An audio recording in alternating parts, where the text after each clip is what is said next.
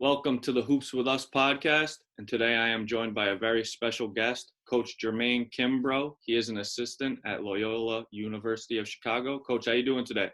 I'm doing excellent, man. Blessed, man. Full of energy.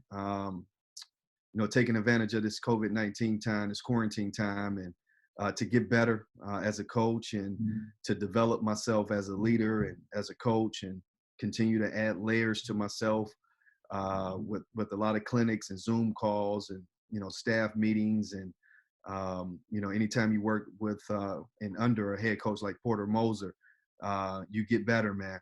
He's going to challenge you in each and every way. Absolutely.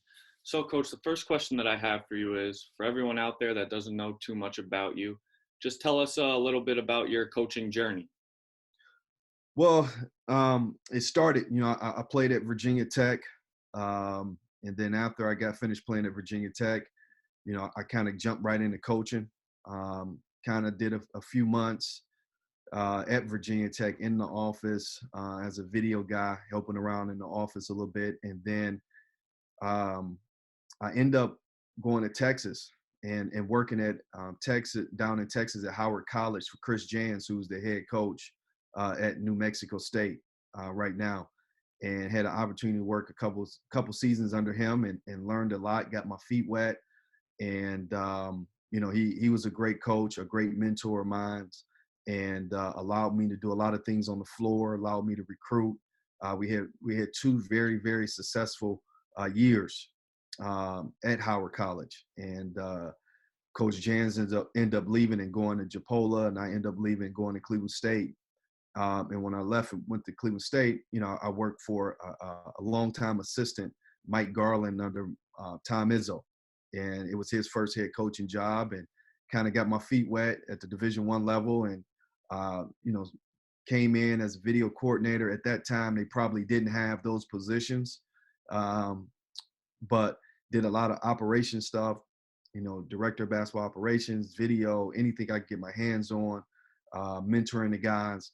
And then end up moving on and joined Steve Lapis, his staff at UMass, and learned a lot from Steve and Mike.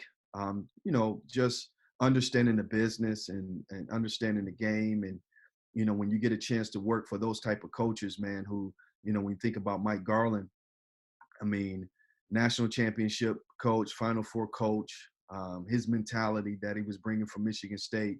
Then I left and worked for Steve Lapis, who worked under Rolly Massimino when they were at Villanova, and won national championship and Big East titles. And so I've been blessed to, at a young age and as a young coach, to work for national championship coaches, Final Four coaches, and got baptized in the business that way. They taught me work ethic and having the ability to communicate with players and how to get it done on the recruiting trail the right way. And was fortunate, to start my career off, under Chris Jans and Mike Garland and Steve Lapis. And then I end up working for Dane Fife at IPFW. He was one of the youngest head coaches in the business at the time, if not the youngest, and one of the youngest staff. So was blessed. Had an opportunity to get to Indiana, Fort Wayne, and won more games. It was their first year Division I, and we won more games than they won at the D2 level than our first year as a Division I program. So ended up doing that for about a year, then left and went back to Cleveland State and worked for another mentor, Gary Waters. And I worked for Gary for 10 years, and we turned that Cleveland State program around. Had 6 NBA players come through there, Norris Cole, Cedric Jackson, just to name a few, and won a couple pair of Horizon League titles. Went to a couple NITs, some NCAA tournament, and but it was a journey. And I know a lot of those guys are not in the business anymore; they all retired. And but I thought I was fortunate to be around older coaches at the time that kind of had a better understanding of what it took to run a program, and to have a vision for a program and a mission and how to build a culture. And I think that, really helped and prepared me to be a head coach one day, working for those coaches. And but I mean, it was a great experience. And after my 10 years at Cleveland State, I left and worked for a head coach and Eric Musselman at the University of Nevada. And we all know Eric; he's still in the business today. He's the head coach now at Arkansas. With that opportunity, learned a lot. Learned a lot about the NBA game. Learned a lot about how to market a program, how to build a culture, how to recruit. You know, um, Eric's a great coach and a great mentor of mine, and also just how to run a program at a high level, and just to get a good feel for NBA practices and how they market their guys and how they recruit at a high level, and learned a lot from Eric at that time. So I've been under some really, really great coaches that made a splash and impact in this game. And I left there and worked for a really talented young head coach who's a good friend of mine, Alan Edwards, and wanted to help him at Wyoming. And our first 2 years there, we won more games in school history our first 2 years, and had winning records in the Mount West, had all conference players, and end up having a pro, Justin James, who's with the Sacramento Kings right now. And so we had a great run there in my 3 years. And then I left and I joined Loyola Chicago here with Porter Moser, who's given me a fantastic opportunity to come in and learn from one of the best minds and one of the best basketball coaches in college basketball. Um, so I've been blessed and fortunate to be under great leadership, guys that truly understand, what it means to be a basketball coach, and to mentor young men, to also, run a program and build it up the right way and win the right way. And I've been blessed and very fortunate to have these opportunities. That's great to hear, Coach. That is great to hear. So, Coach, the next question that I have for you is, you guys are the staff at Loyola Chicago right now. With this pandemic going on, how are you guys adjusting to the recruitment process and just the process of not being with your guys at this time? And I know a lot of coaches are doing the Zoom calls as we are doing right now. So, how are you guys as a staff adjusting to this right now? Well, I think we're like everyone else. We all had to had to get used to it, and we had to work on being uncomfortable, but being comfortable with being uncomfortable doing these Zoom calls, and I think that was the biggest thing, and then also just making sure our guys, attack their academics, and making sure everyone finished up strong in that regard. So I thought that was really important. But in terms of recruiting, um, I think this was a great opportunity to not be rushed, because when you're if you had a regular schedule, you probably would have been out on the road. You would have been making all these phone calls and going after to see all these kids play. But I think right now, it's kind of old school, to where before, you had a certain amount of time when you can get on the road and a certain amount of time you couldn't leave campus, and you just had to make phone calls. And I think the phone call piece is where you get to know someone, you get to build a relationship in the recruiting process, you get to talk to parents. You're not too worried about getting out on the road to see them this weekend. You're just taking your time and building up that authentic, organic relationship that you need with every recruit. And then to add the Zoom calls, to be able to see them face to face, and I think it adds another layer to recruiting. I mean, if you think about it, maybe the Zoom calls are better in Yeah. terms of getting guys to see what your campus is like, getting a chance to see you face to face, getting a chance to see the whole staff, and getting a chance to see your facilities. And now you get a chance to see them in person, and that makes it a little bit more personal.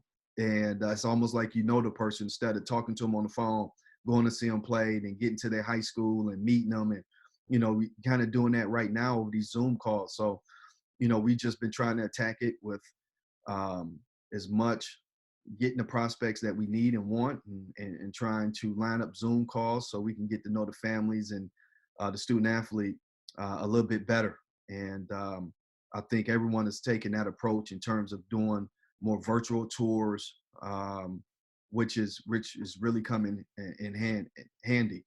Mhm. And then from a staff standpoint of view, with our guys, I mean, we meet weekly with our guys on Zoom. We talk about academics. We play games with them. We ask questions, different assignments on, what it's like to put on a jersey, um, put on a Loyola jersey, man. And we talk about that. We just an opportunity to spend that type of time. And, we know everyone is going through this pandemic and quarantine, and just to get a chance to see those guys in a different light and not always touching them, man. You appreciate these guys and what they're doing. We also had an opportunity to send out some workout information to them and making sure they're on top of their schedule and staying in shape as much as they can, depending on what they got at home.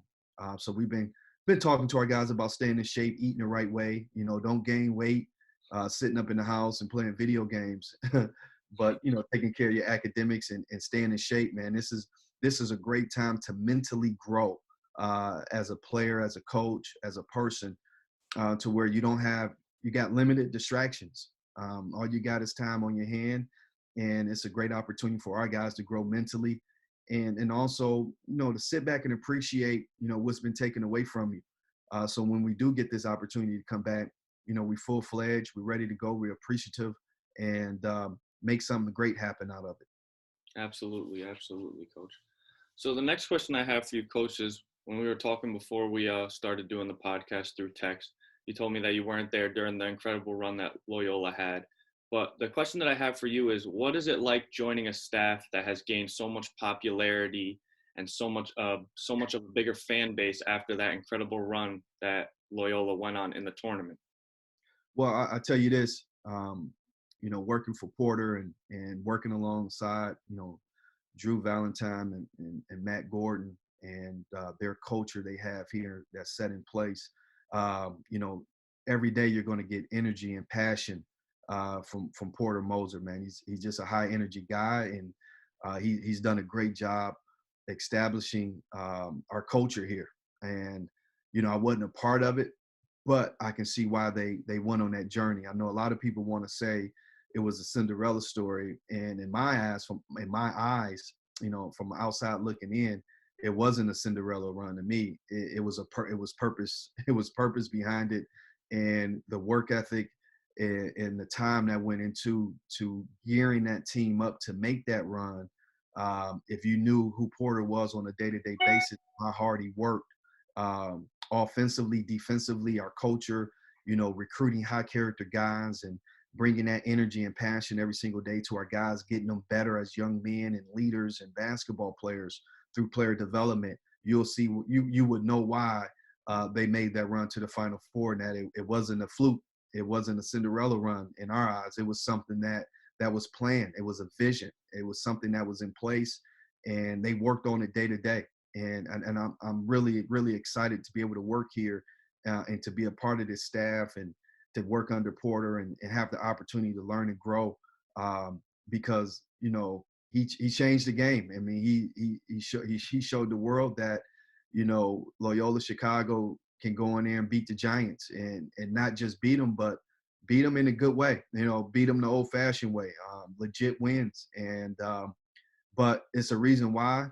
And you would have to come in and kind of do a whole breakdown of our program and how we teach and how we develop and see our practices and see the young men that we have in our program. And if any young man that comes to our program is high character. We do a great job, and anytime you win at a high level, man, winners found a way to win championships. Championship people found a way to win championships, and that's been the key to our program. Going out and recruiting high character young men that has won state championships. And if you used to winning, you're used to. I mean, it's a beauty, man. The program runs itself, and it's built off and created off our culture, and what we put into it every single day. But it's steered and ran by a great leader in Porter Moser. That's great to hear, Coach. So that leads what we were talking about before the question I just asked about how you guys adapted as a staff to this new way of recruiting. The next question I have for you is, how do you think that the relationship building between coach and player during the recruiting process, how important do you think that is to landing a recruit? I can hear you. Can you repeat that, please? Yeah, sure. I said we touched on it before about the new style of recruiting during this time of pandemic. And the question I had for you is when we were talking about how important it was building relationships, how important do you think is to build a healthy relationship with a recruit to land that recruit? Well, I think it's very important. I think this is the right time to get to know everyone, to be able to turn over every stone, and to be able to build, like I said, an authentic, organic relationship with that individual, and to just, you know, get a chance to express who you are as a coach and what you stand for, what your program stand for. And I think the most important thing is finding the right young man who believes in what you believe in. And when you find that connection, you'll talk to 25 to 50 guys, but maybe 5 guys that kind of stick out. And when you're speaking to them about your culture and your staff and your players and your program and what you stand for, it might be 3 or 4. It might be only 3 or 4 guys that get really, really excited about, what your program is all about, and that's about and it's about them too. So, when you do find those guys, those are guys that you want to key in on, and build that relationship with, and then be able to close the deal with them, because you will close the deal with the right ones that see your vision and your plan, and understand, that your program is all about culture, and those kids are about culture, and their high school coach is a really good coach that preaches culture and being high character and winning. When you find those young men and they check off the boxes, and that's what your program is about, you'll land that recruit, because that's what he's looking for. It takes a special recruit, to be in the right situation in high school. There's not too many high school programs that do it the right way. Maybe, some of them might roll the ball out and just play, and then some coaches, it's a lot of great high school coaches out there that truly understand how to coach and how to teach and how to mentor and how to be a great leader and build cultures the right way. And those are the programs we want to recruit, because that's what our culture is all about. Absolutely, absolutely. So, Coach, I got two more questions for you today. The second to last one I have is, what are you and your staff doing to improve your program for next season? Well, I think it's an important time, and coach is really big on getting better every single day. Let's not just be idle. Let's make sure we're working right now, to improve and to improve our program. We're doing everything right now. We're doing things like still spending time and recruiting our current players, building that one-on-one time with them on FaceTime, and building that one-on-one time with them over the phone, and talking to their parents and talking to people that's very important in their lives. That's something we do on a day-to-day basis. We're watching film as a staff, looking over our games as a staff. What can we do better offensively? Breaking down our offense, breaking down our defense, breaking down our special situations, breaking down lineups, going back over the analytical reports, on things that we need to do. So, we take an inventory right now, and we're hashing it out, and we're talking and meeting, once to 2-3 times a week, just on our program and how can we enhance our program. And more importantly, again, I think it's the leadership, of Coach Moser, who's on us every single day, man, who's driving the culture every single day. And you always say no entitlement, no excuses, no entitlement, no complaining. And then just because we came off a Final Four and back-to-back Missouri Valley championships, and finished, in second place this year, probably one game out of first place, with an opportunity with everyone coming back next year, with all conference players, you got to get better every single day. We got a competitive schedule next year. So we got to continue to get better as a staff. And I think if we continue to get better as a staff, our program will continue to, climb that mountain, to stay in one of the top programs in the country. And that's what we're shooting for every single day. Absolutely, Coach. I couldn't agree more. So the last question that I have for you today, Coach, is what are you looking most forward to about next season? Well, I want to see how the pandemic, pans out. Yeah. I mean, it could be an opportunity where we might not have fans. It could be Mhm. an opportunity, hopefully we do have fans and we kind of get back to being normal a little bit. But hopefully we'll get back on campus soon. I think that's the biggest thing I'm looking for. I think everything else will take care of itself. For me, it's just, when is this going to be over with? When can we get back to being normal and getting our guys back to campus, getting those guys better on the court with individual workouts and getting through the summer? Just that's what I'm looking forward to right now, because I think if we get back to being normal, I think we'll have a great season. I think, everything can kind of, get back to being normal in terms of having a basketball season next year in college and the NBA. But I think the biggest thing for me is making sure that we are prepared as a staff. And so when our guys do get back, we probably won't have the same amount of time that we normally would have. And, if we get back in late August or July or August, September, depending on when this is all over with, we got to be prepared and ready to go. And so I think guys are starting to think about that too. How can we get our guys better as we go through this? Maybe we're doing, virtual practices in terms of more mental preparation and understanding our offense better with our team, understanding our defense better with our team, going over individual improvement from a film standpoint of view, breaking down film on our individual players. So to me, it's going to be more about the mental piece going through this pandemic, and then also making sure these guys are ready to go physically. Because once you take this amount of time off, bodies not break down, but you kind of got to get back into the flow of things, lifting weights and running. And that can be a process within itself too.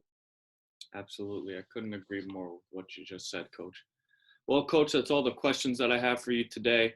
I can't thank you enough for joining me on the show today. It was great talking hoops with you, and I'm looking forward to watching you guys next year, making another deep run in the tournament, and I'm looking very much forward to staying in touch with you, Coach. Well, good, man. If you want to know more about our program, Coach Moser got a book out called All In, and you can go online and order it, man, and you can read, everything you want to know about the run and what our program is built on. And, so I'm helping them promote the book, man. It's a great book. I've read it twice. So anything you want to know about our program, man, just check it out. For sure, I definitely will. I got tons of books. I need a new read. All All right. right, man. Thank you. I Yeah, appreciate it. no doubt, man. Stay safe out there, and I'll be in touch soon. Take care, Alex. Take You care. too. Bye-bye.